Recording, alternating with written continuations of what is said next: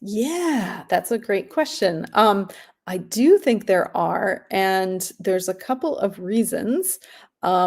Steve, as I mentioned, happens farther away from the North Pole and the South Pole than usual. And turns out that most of the aurora that's been really well studied since the space age and in the last 100 years, really well cataloged, is the really bright stuff that happens all the time in the Arctic. And so the stuff that is a little less bright and much more rare, where it's hard be to know when to go looking for it, hard to make a campaign for that. That is not as well described.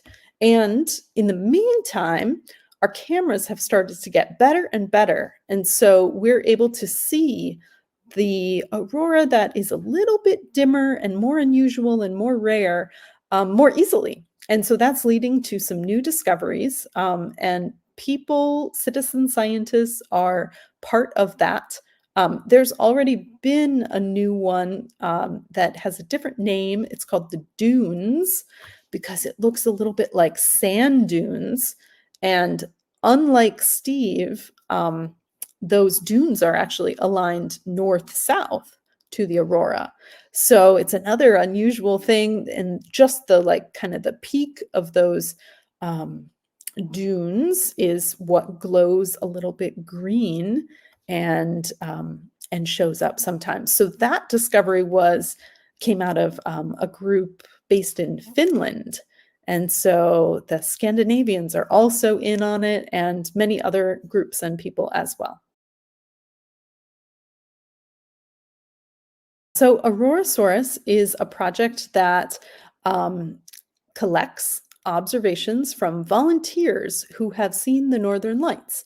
So if students might be out with their families, especially if they live somewhere where you can see the Northern Lights pretty often, like northern Minnesota or, really on the northern border of the US, you might be lucky enough to be able to see them.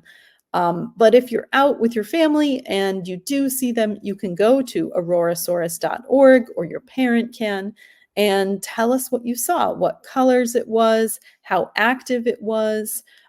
There's a little form, and you can submit a photo as well if you want.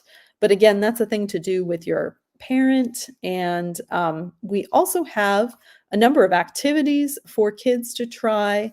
Um, as I said, the conditions that aurora occurs in are hard to predict, and it starts in the sun, and then you also need good weather here on Earth. And so one of our activities is a card game that you can print, or your teacher can print, or your parent can print and play. It's kind of like Go Fish, to learn about the right conditions for spotting aurora, and to teach yourself how, and then teach your parents when it might be a good time to check it out.